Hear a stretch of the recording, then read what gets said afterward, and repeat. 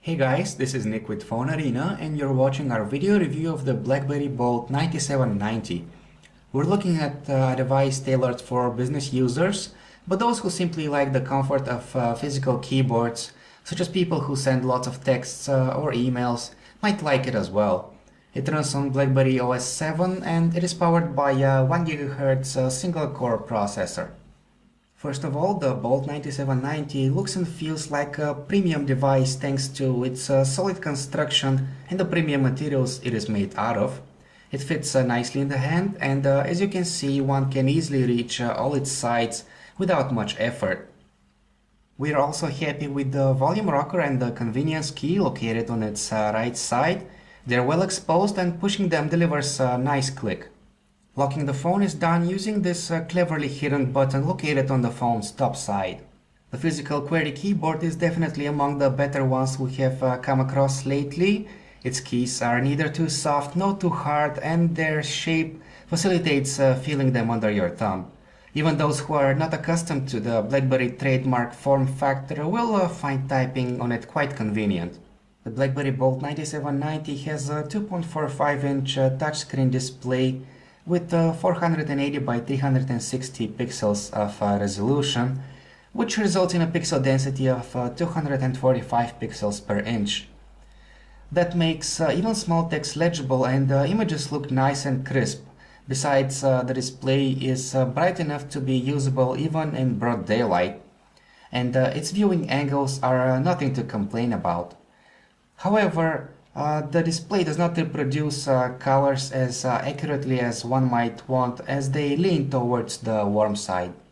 What runs on the device is the BlackBerry OS 7 platform, which in terms of appearance is no different from what one would find on the latest BlackBerry models. Unfortunately, the interface leaves a lot to be desired. The whole outlay simply does not feel made for a display of this size because of its tiny icons and small elements. But on the bright side, the 1 GHz single-core processor handles any task without breaking a sweat.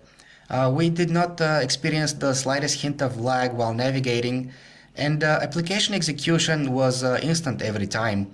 Navigating through the menu is done by either using the optical trackpad or by sliding your finger across the touchscreen. And having options is nice, considering that some might prefer one of these methods over the other. We personally prefer using the optical trackpad most of the time, as our thumbs easily cover half of the display area otherwise. The built-in internet browser works well, but could have been better. At times, it is slow at rendering pages when scrolling, support for Adobe Flash is absent, and the text reflow functionality does not work as intended, leaving some paragraphs outside of the display area. What is neat about the browser, however, is that you can use the optical trackpad to scroll around. Besides, tap to zoom and pinch to zoom work like a charm. With its 5-megapixel autofocus camera, the phone can take decent photos in broad daylight. Details are plentiful, especially in close-ups, and the exposure is spot on. Unfortunately, the digital noise which is present on the photos is a drawback that we need to point out. Because of it, indoor shots look below par even when there's plenty of light around. The camera can take video too, but only at the relatively low 640 by 480 pixels of resolution. But at least footage looks fluid and there's enough detail captured in the frames. The stock music app can do pretty much all that you would expect from one, so you probably won't need to go out looking for an alternative. On top of that, you can use the volume rocker to change tracks and to adjust the volume even when the app is in the background. Another convenience that you get is a search bar that displays real-time results when digging through your music library. The video player could not play back smoothly any of our samples with resolution higher than 800 by 480 pixels, but it doesn't matter that much as the screen is too small to tell the difference anyway. Something nice about the video player is that it supports DivX video formats out of the box. We are happy to say that the in-call quality of the BlackBerry Bolt 9790 is top-notch.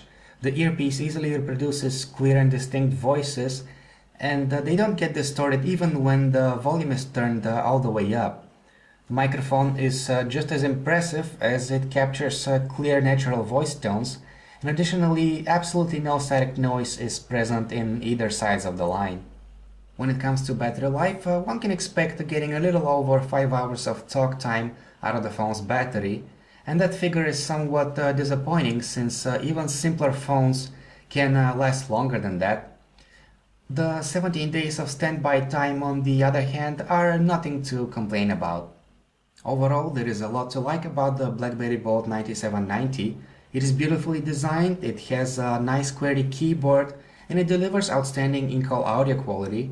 In fact, if you're a BlackBerry enthusiast, you probably shouldn't go looking for a higher-end model, as this one would do the same job just fine. But if you do not insist on owning a BlackBerry, we think that it would be much wiser to spend your money on something different. Currently, a Bold 9790 runs for about $550 off contract, meaning that there are plenty of alternatives to consider. For example, if you insist on having a physical keyboard, the Motorola Pro Plus offers one, yet comes with a bigger display and it's much more affordable. And if you need something that would be even easier on your budget, you should check out the Samsung Galaxy M Pro. If you can live without a physical keyboard, however, check out the Samsung Galaxy R, which costs just as much as the Bold 9790, but comes with a beautiful 4.2-inch display. And if you're willing to spend just a little more cash, the 16GB Motorola Razr will definitely grab your attention with its awesome looks and premium feel. Thank you for watching our video review of the BlackBerry Bold 9790. This is Nick, and if you'd like to check out any of our other smartphone reviews, check out our website phonearena.com.